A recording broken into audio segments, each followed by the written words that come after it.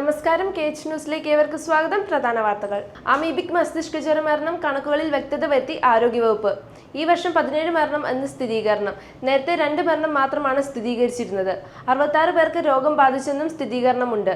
ഇന്നലെ രോഗം സ്ഥിരീകരിച്ചത് 2 പേർക്കാണ്. ഈ മാസം മാത്രം 19 പേർക്ക് രോഗബാധയുണ്ടായി, 7 പേർ മരിച്ചു. കലാപം നടന്ന് 2 വർഷത്തിനു ശേഷം പ്രധാനമന്ത്രി നരേന്ദ്രമോദി ഇന്ന് മണിപ്പൂരിലേക്ക് എത്തുമ്പോൾ ബന്ദ് പ്രഖ്യാപിച്ച് തീവ്ര സംഘടനകൾ. പ്രധാനമന്ത്രിയുടെ സന്ദർശനം കണക്കിലെടുത്ത് മണിപ്പൂരിൽ കനത്ത സുരക്ഷ ഏർപ്പെടുത്തി. ഇംഫാലിലും ചുരാചന്ദ്പൂരിലുമായി നടക്കുന്ന ചടങ്ങുകളിലാണ് മോദി പങ്കെടുക്കുന്നത്. മിസോറമിൽ നിന്ന് ഹെലികോപ്റ്റർ മാർഗമാകും മോദി ചുരാചന്ദ്പൂരിൽ എത്തുക. രാവിലെ 12-നാണ് പരിപാടി. ഇവിടെ 7000 കോടി രൂപയുടെ വികസന പ്രവർത്തനങ്ങൾ പ്രധാനമന്ത്രി ഉദ്ഘാടനം ചെയ്യും.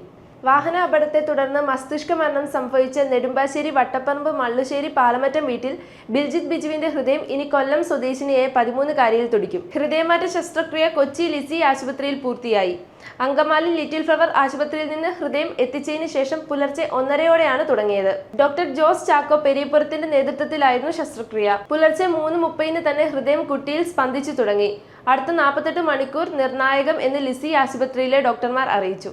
തിരുവനന്തപുരം സെന്റ് സേവിയേഴ്സ് കോളേജിലെ 2ാം വർഷ ബിരുദ വിദ്യാർത്ഥിനി ആത്മഹത്യ ചെയ്തു. ചിറയൻകീഴ് സ്വദേശിയായ അനഘ സുരേഷാണ് ജീവനൊടുക്കിയത്.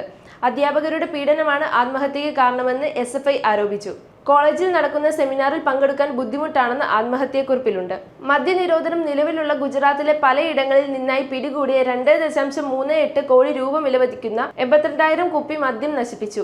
അഹമ്മദാബാദ് ജില്ലയിലെ ഗാന്ധിനഗർ ഡിവിഷനിലാണ് സംഭവം നടന്നത്. ഇതിന്റെ വീഡിയോ സമൂഹ മാധ്യമങ്ങളിൽ പ്രചരിക്കുന്നുണ്ട്. ബുൾഡോസർ ഉപയോഗിച്ചാണ് മദ്യക്കുപ്പികൾ നശിപ്പിച്ചത്.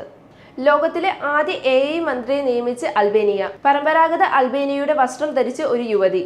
അൽബേനിയൻ മന്ത്രിസഭയിലെ പുതിയ അംഗമാണിവർ. അഴിമതിക്കെതിരെ പോരാടുക എന്നതാണ് ഈ മന്ത്രിയുടെ ചുമതല. ഇതൊരു വ്യക്തിയല്ല. പിക്സലുകളും കോഡുകളും ഉപയോഗിച്ച് നിർമ്മിച്ച AI മന്ത്രി എന്നതാണ് പുതിയ മന്ത്രിസഭാ അംഗത്തിന്റെ പ്രത്യേകത. കൊല്ലം ഏയൂരിൽ വീടിന് മുകളിലേക്ക് ലോറി മറിഞ്ഞ അപകടം. കൊല്ലത്ത് നിന്ന് തമിഴ്നാട്ടിലേക്ക് പോവുകയായിരുന്ന ലോറിയാണ് രാത്രി 12 മണിയോടെ വീടിന് മുകളിലേക്ക് മറിഞ്ഞത്. അപകടത്തിൽ പുളിമൂട്ടിൽ വീട്ടിൽ ഫാത്തിമയുടെ വീട് തകർന്നു. ശബ്ദം കേട്ട് മകനുമായി ഫാത്തിമ വീടിന് പുറത്തേക്ക് ഓടിയതിനാൽ വൻ അപകടം ഒഴിവായി. ഇതോടെ വാർത്തകൾ കഴിഞ്ഞു. നമസ്കാരം.